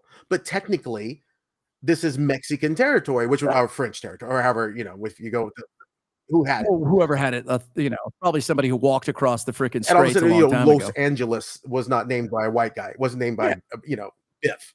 No. But it is America. There's no way around that. And if somehow Americans got taken out of California, which would be a great thing because we're a horrible state, but if they got taken out of California and then we wanted to take it back one day, I would be like, yeah, it's ours. California is ours. I'm not going to say California is Mexico, so we don't have the right to take it back. Yeah, but think about this. That would be you. But 100 years from now, if you decided we want that back, that's a different story. Maybe not right? Like what? So technically, according to you, Mexico could come over and just fucking attack us at any moment, and they would have the right to do so. Pretty much everyone. Well, this one wasn't. This was like, all right, we're going to draw a line here. You guys get this. You guys get this. Play nice, and they're like, "Fuck you!" And then the fight started. Like Great Britain, it wasn't the English. They conquered. Well, we're going to take Wales. We're going to take Ireland. We're going to take India. We're going they were going to take everything. Yeah. And eventually, what happened? They went from this ginormous thing to nothing. The UK's this tiny little place. Now they don't even have a GDP the size of Mississippi with a lower. Was it not the average income? Standard of living. All of Europe's average income now is below the poorest state. Yeah. Mississippi. Yeah. Mississippi. Think about that. If you live in Mississippi and you're watching this right now, you're 50% more well off than the Germans and over 60 or 70% than most of Europe. And Germans do pretty good. Yeah. But that means I just thought of that. I'm like, that means because what are we? We don't I live in California, so I'm over Mississippi technically by a good. Oh, you're and the standard of living is like, I mean, California is like number 1 or 2. Hawaii is always number 1. So that means the Germans are like 10% of my standard of living. I think DC is number 1, which should scare everybody. The fact that the place that's not a city or a state is number 1, that was never meant to be anything other than a strip mall so politicians could come do their shit and head home. But look, I'm like in the top 1% compared to Germany and most of Europe. By the way, the lowest person in Mississippi that has like at the poverty line is in the top 1%. Yeah, isn't that crazy? Think about that. Isn't that crazy? Think about that. As bad as life is, there's some dude right now who's fucking waking up tomorrow morning with freaking one arm and gonna go freaking dig with a spoon to get cobalt out of someplace that I'm sure is not good for his health. So we can drive fucking fancy cars with every country is established through mostly by being conquered or conquering. Yeah. Or buying. I mean, let's be real. We bought a lot. People act like we conquered it all. Yeah. No, the French and the Mexicans at one time were like, do you want this? The Indians are killing too much of our people. Yeah, we're tired of this. We yeah, can't deal you with guys it. tried to do it. It's your problem now. Nobody talks about that part of history. Um, or the fact that the No, Indians and fought on the side of the Alaska. South. Yeah, Yeah. we bought Alaska. Then we bought, was it most of Louisiana and all, and in California, we purchased Yeah, a the lot of purchase, this. right? Remember that in Family Guy? Hey guys, what's the chances that all of these states suck? We purchased, and I think it was originally French colonies or something like that, or Spaniards, maybe Yeah. Spaniards.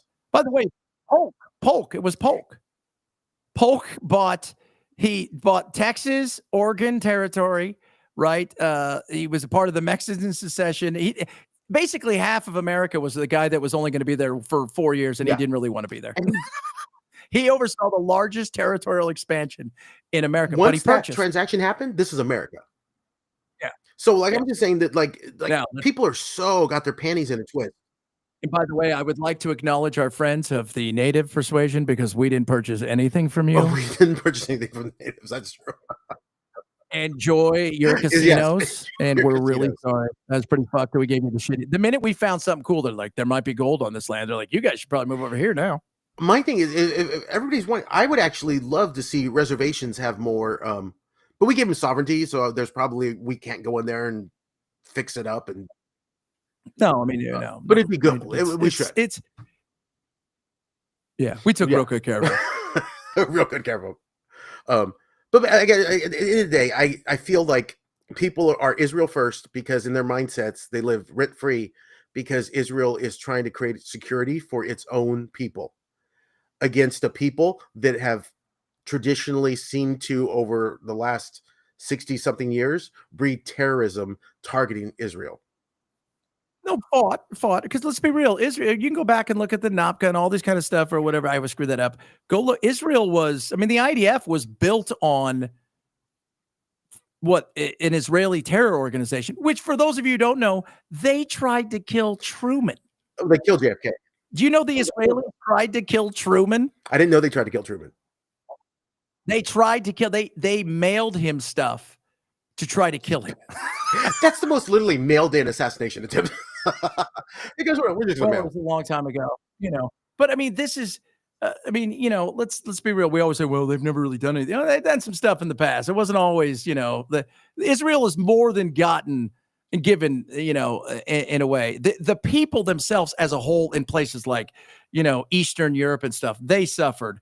But the people in Israel, they've battled, but they're battle hardened with all the modern stuff. If the Jews in Warsaw would have had fucking drones, yeah, trust me, the Germans would have had a tougher time. It'd have been 100% different. Yeah. Well, also, I just see, I guess, and I hate it because I look at the oppressed and the oppressor concept, which I try to make sure I don't think through, but I do always see the Jews as the people on the back foot. Yeah, but they want to make you feel that way. Historically, their ass has been kicked around the globe so much. Well, their ass. Look, we consider if we want to play, we can go to another continent where we basically just fucking ran roughshod over people. You want to talk about a genocide? Go look what the fucking Belgians did in the Congo. That guy killed 40 million people and didn't even fucking blink. You want to talk about a genocide? Nobody cares. Nobody cares because, so they've been oppressed, yes, in some areas, but in other areas, they've also worked hard, built themselves up, and they've made good alliances. And the best alliance is ours. That's why I say I care about them enough to tell them the truth. People want to give them what they want. Somebody needs to give them what they need, which is, dude, you are losing. And you've known this for years. The young, and by the way, not even the young to go to college. It's a lot of the young around the world are just like, yeah, I don't think I want to participate in this. I don't want to give money to wars. Well, that's part of it. It's like, you guys need to start figuring out how you could live side by side because you might want to get rid of the Palestinians, but you're not getting rid of the Lebanese. You're not getting rid of the Iranians. You better figure out how to make this shit work. They'd have to argue how the borders of Jerusalem have been around for 6,000 years. Whatever, 4,000, whatever you want to say. If they try and go out of that, I don't think I could support that at all. But if they're trying to keep their traditional borders, I don't think I have a problem with it. Now, do I think war is good? No. Do I think that they're targeting children? I still haven't bought that yet. Do I think children are hurt because war is going on? Yes. Well, when's the last time you heard anything about Hamas doing anything? It's been months, dude. They're not even Honestly, no trying. matter what they say, people are like, "You haven't defeated Hamas." I think they have. Well, I think you defeated whatever the remnants of, but you've also, I mean, have bred the new Hamas. What was the guy the other day talking about? They're like, one of their it might have been Smodrich. That guy's a fucking tool. But they were talking about him, and he was talking to the media, and he says, well, why, the Americans don't allow these people to come over here. Why not let them into Israel? They're children. And he goes, children are our enemies. They're our enemies too. That guy's like the fucking finance minister. You're like, dude, really? And you're not even pretending anymore. And by the way, you're also saying it in English, which is that is not a good, that's what I mean. Give them the truth about what's happening rather than blow smoke up their ass. Does he mean because their curriculum in their schools and school plays were about them murdering Jews?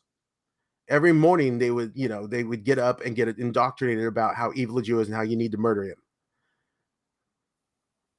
No matter what you want to say, we were fighting the Germans and the Japanese. Not one school child was indoctrinated when they got up about how evil the Germans are and how you need to grow up to murder them. No American school children. No, because we didn't have any Germans here. We didn't, but we sure treated the Japanese well. Yeah, the Democrats always treat any minority well. Yeah, that was not a good move either. All right, that's a bad one. We had no German. By the way, the Germans that came over here, they loved it here. Reagan tells the story of this guy who traveled through the Soviet Union back in the day, and he was an American guy. He was on a passage on a ship, and he was talking to this guy, and this guy said, "You're American." He said, "The happiest days of my life was when I was in a camp in America. It was the greatest, most freest I'd ever had." And I thought, well, that's really interesting. By the way, your cohorts, the Japanese, they didn't feel the same way. If I go to a Native American school, an Indian school, I'm telling you, they're not getting up anymore and being told how they need to murder Americans. No, because they're so far behind the 8 ball. Ladies and gentlemen, racism from Paul. But my point is, you only have one cultural phenomena that does something like that. And it really is a phenomena because the Japanese aren't being taught to hate Americans, Germans aren't being taught to hate Europeans and everything. No, but you know what? We also rebuilt the thing that I like that Trump wants to do. We rebuilt their culture. If we would have oppressed Japan, never let them have anything, you can bet your candy ass they'd fucking be samuraiing us right now if they had a chance.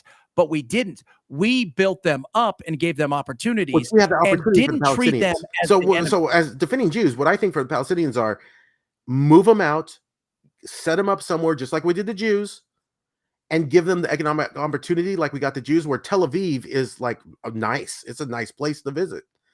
Take away all this conflict. It's a great city. Give the Palestinians a piece, carve it out. The world does, and say, we're going to stop this right now. Palestinians now have their own piece of land, maybe Egypt, Jordan, whatever.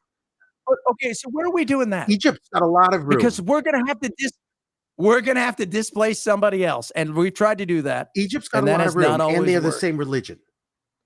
Jordan's got a lot of room, and they're the same religion. Well, here's the thing. So the West Bank, they're more aligned because people think that, by the way, the Palestinians in the West Bank and the Palestinians in Gaza, they don't get along either. The Palestinians in Gaza are more based on Egypt, but first of all, Egypt doesn't want them, partially because they've taken so many, they don't have the money for it, and they see trouble coming. The second thing is, you're just basically saying, hey, we're just going to give a whole bunch of your land away. That's something I don't think anybody's. Lebanon, it's a world to come together and say, let's find a place for them. There's only 2 million of them that would be moved right around there. About 2 million. Yeah, well, yeah. I don't know how many's in the West. I don't know what you do in the West Bank. The population of like a town in Oklahoma or something stupid. I live in LA, so I have a very skewed version of how many people should live in a city. Yeah. That's like 9 Israels and Gaza all put together. So I'm saying basically you're giving them a little city. In my estimations, that's what the world is complaining about. No one wants to give these people a little thing. Where are you going to? But you're moving a group of people, and right now you're demonizing them. You're calling them all the things. You're taking away their land, where many of their people. By the way, a vast majority of those people, I would say almost all of them, have more of a, when you think about how long them and their family have been there, like you go talk to a lot of these Jews. Oh, this is our homeland. Where are you from? Yeah, well, Poland. yeah. Wait, what? Yeah, I'm from New York City. Okay. So how do you move somebody out of a place that they also think they have rights to because they've been there forever and now you guys want it and they decided the UN to give it to you? Where do you move them that isn't going to cause hell? We're going to move them to Africa? The world need them, like they made a solution for the Jews. They should make a solution for the Palestinians. But how'd that work out for the Jews? Because we're going to end up trotting on somebody else's land, who's then going to get fucking beyond pissed. And there's an economic benefit. We'll make a nice city for these Palestinians. They will now be able to live in peace in a culture that they're more akin to. I see that as that would be a win-win for the world. And honestly, like when you think, well, their heritage is there.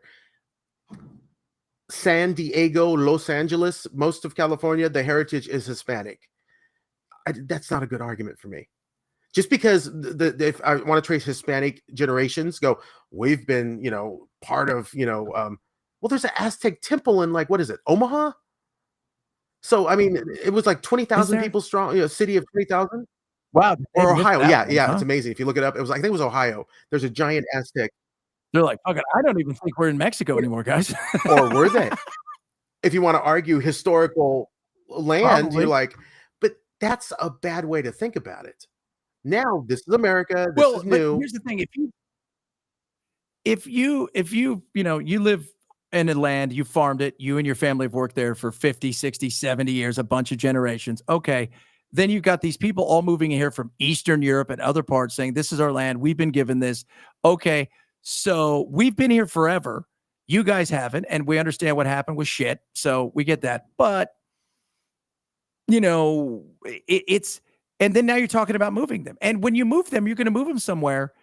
And let's be real, guys. We have not always picked the best places to move people. No. See the native South Africa lands of folk. Well, that's an example. You want to talk about apartheid? South Africa had literally there was people that moved in there, created a civilization. It's happened over and over, even in modern history.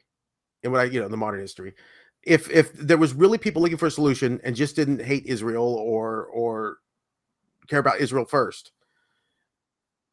By the way, I think remember everywhere talk about the Palestinians, by the way, you go look at, you've got this version of Islam, you've got just like the Jews, They got this version and they got this version, they got this, I was talking to somebody the other day and that I had on the show, and he said, you do realize if Palestine wasn't there, where Israel right now, they'd probably have a civil war. Because you had the Orthodox and stuff, and they don't like each other. Because we may leave, and then they could fight it out, and it would be hilarious. Well, so, but my question is, where do you move them? I say the world comes together, just like it did with the Jews. The world came together and said, "Okay, we got a problem. Not like we're going to return them to Germany. Where are we going to put these people?" And they found a solution, but no one will do that now. They found it is weird. They even block a lot of these Palestinians that just want to leave. Oh no, you can't leave because it's a principle that they have to stay in Palestine. What if they want to leave? What if they're like, I don't like this crap everywhere?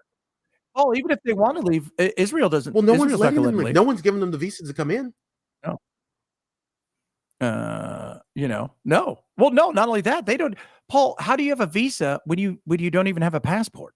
You're not recognized as a nation. No one seems to talk about that. They're not recognized as a nation because they never were. They were like Bedouin tribes, basically. They were not. Yeah, but you've lived there.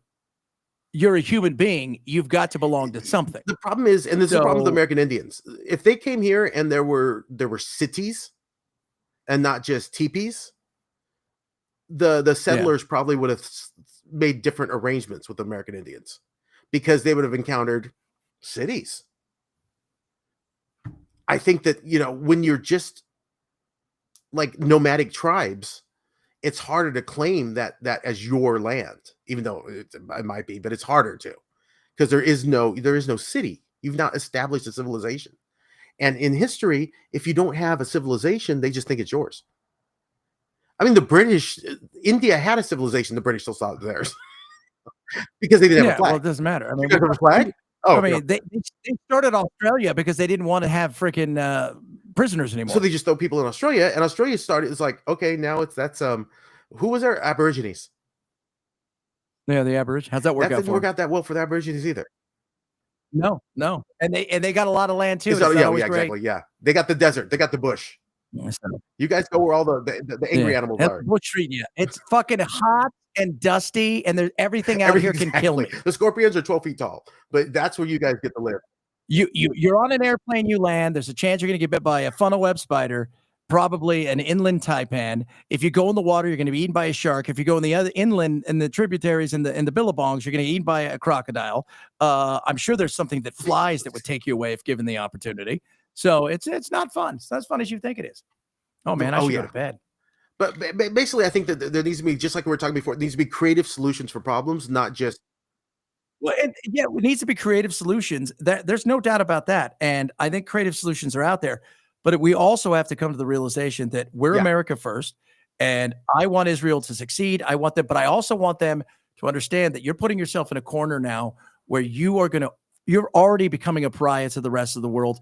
And the younger generation they don't look on the Jews the way they did after World War II. I still think that's temporary. I don't think it's temporary.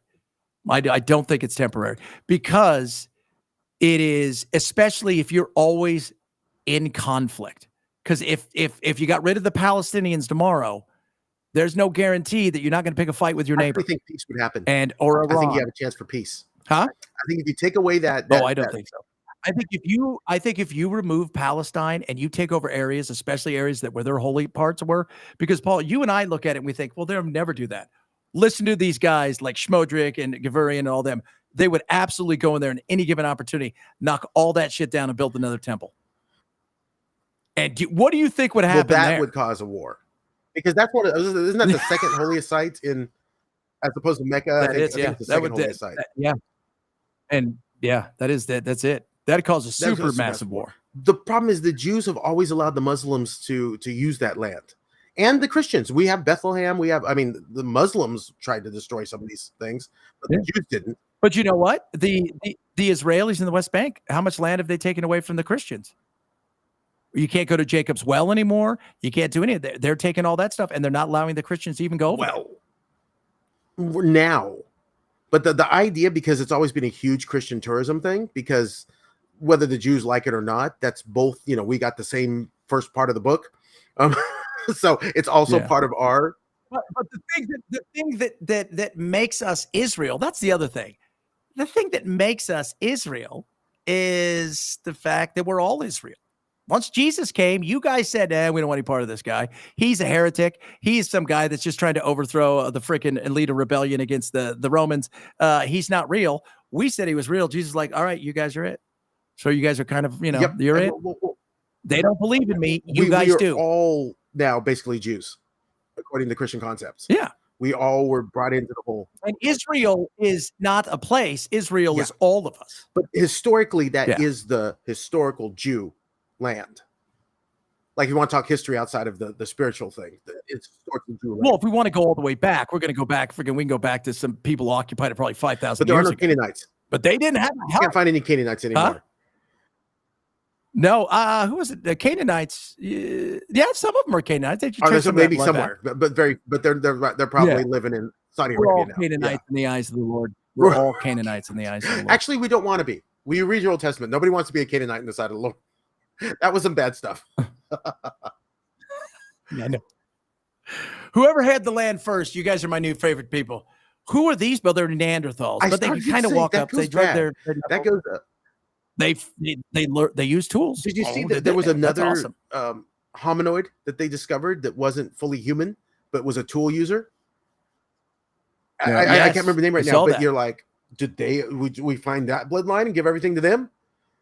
They were the first. Maybe. They were using tools. They were making that's a possibility. Like drills and So, how far, that's the thing. We all need to sit down and have a conversation. All right, guys, here's the deal. How far back do we go on the maps? Let's get this out. Who's got their books? How far do we go? We need to know now, because we need to put it, it's like when the threes, like when the, Jordan. Jordan's supposed to be Jew land too. That's what a lot of people talk about. If Palestinians own that land, Russia owns Ukraine. because Ukraine was part of Russia, much not that farther back than Israel was established. Yeah, but they broke off and they voted on it, and Russia did nothing about it. And Israel was established by the United Nations, and Israel was established by the United Nations because nobody wanted to fucking deal with shit anymore. It was They're like, these Ukraine is technically Russian if you want to play that game. If the Palestinians have a claim to that land, Russia has a claim to Ukraine. I don't believe either of them. I don't believe Palestinians have a claim to land. I don't believe Russia has a claim to Ukraine. But if that has to be the same mindset, oh yeah, that's Russians. Because it would be the same concept, the same logical train. And I don't think either of that works. I think, no, they broke off. They became Ukraine. They're an independent country. Israel is Israel. It's not Palestine.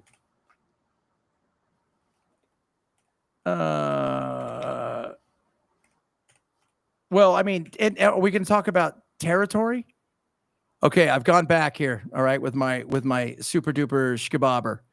Are you ready for this? Okay, biblical Canaanites way back, but we can go way back, dude. Okay, I've decided who's getting it. The Assyrians. It's a cool name. They got a cool name. I like that.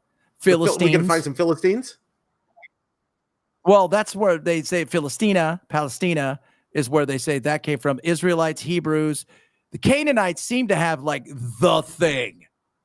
Like if we're going to do it, man, I tell you what. We give it back to the Canaanites and let them do all their child sacrifice. So Israel, Palestine, Lebanon, and parts of Syria and Jordan. We've figured it out. You guys all have to give up your stuff. May this always be filled with children's laughter at a Canaanite temple, because they used to kill children and burn them alive, and their screams in these jars would be turned into, they called it laughter. So okay. Thank God some of these civilizations are gone. All right. By the way, Ukraine existed before Russia. It was the capital of Russia for how many years? Kiev Rus. No, before Russia. But then it became the capital for years. Well, but it was before. You're talking about the before. So before Russia, there was Ukraine. And then, at the early Slavic state was centered in Kiev. But that was the 9th century. You would be on the Jew side, because before any because Palestinian.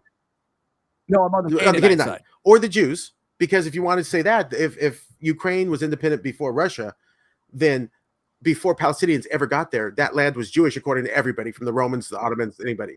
Well, Canaanites. So the Canaanites get it. The Romans, the Egyptians, everybody agreed that was Jewish territory. Now we got to tell the Ukrainians that they get all of the Soviet, they get all of Russia. The Russia, because you guys were there first. We are sorry about that. First known, the Canaanites. So there you go. But not all of that region was Canaanite. The Romans were first to call it Palestine. Not Palestinians, by the way. That was invented in the 70s. Palestine. That concept. So Palestine was for Jews, according to the Romans. So let's not listen to the Romans, because we know they weren't always. Well, they were good record keepers, kind of like Nazis. Like, that did not. The Crusade. Look at that. You know what? We should be talking. Like, we fucking try. How many times did we go there and freaking the Crusades? We've battled through their lands. You had the Assyrians, the Babylonians, the Persians, the Greeks, the Romans, the Byzantines. That was a good time. Arab Muslims, Crusaders, Ottoman Empire. Ottoman did a good job. They ruled for 400 years. Their legs were always rested. Their legs. Always. Yeah, this is it. I think this is exactly what our empire is going to be about. Yeah. Casual. It's like, dude, we can be with that. Then there was the British mandate, and then the British finally said, "I had enough. We're done with these people. Just fucking give." What you're talking about succession? You're talking about is how the human race has always established lands. It's happening again. It's just being vilified for some. The Canaanites had it the longest, though. They had it for like 1,800 years. Those thinking Canaanites, dicks. I wouldn't even know one if I saw one walking down the street. We'd probably he'd just be walking down the street being a Canaanite. No. Man, Ukraine though, that was a Kiev Rus. So that was the first early Ukraine before Russia. Man, that's a long time before Russia's been around for a very long time. Yeah. Yeah, you guys weren't even thought of then. We're like, what are you guys talking about? It was a part of Tartaria. And the Mongols invaded. It was part of Tartaria. What? Oh, you know that conspiracy theory about the mud flood, Tartarian? Yep. Russia was part of the. That sounds like something you'd see in Highlander. He's a Tartarian. It was part of the Tartarian Empire. That's a good one. When does that movie come out? Oh, so did you ever see the Great Wall of China? How they said, do you notice that the defense, the battlements are facing inward towards China, not outwards? That is a very interesting. Nobody's got an explanation for that, but it's interesting that was it really? What if somebody got it done and he built it, he looked and he's like, oh, fuck, it's backward. He's like, oh, I shouldn't have done that. What do we always say? Measure twice, cut once. You weren't looking. You didn't look at the instructions. I looked at the box. Well, we can always just act like we're fighting them. That's right. Hey, can you guys go on the other side? So we got a good. I mean, we're gonna let you in, but don't run the other way because that's a big move. We want you to fight us. And if you beat us, you can run the other. Oh, that's funny. All right, I'm off the bed. Thanks for hanging out with us, guys, tonight. We're gonna do it again on Thursday. You have a good night. Catch me tomorrow morning, early 6 to 9 Pacific, 9 till midnight on the East Coast.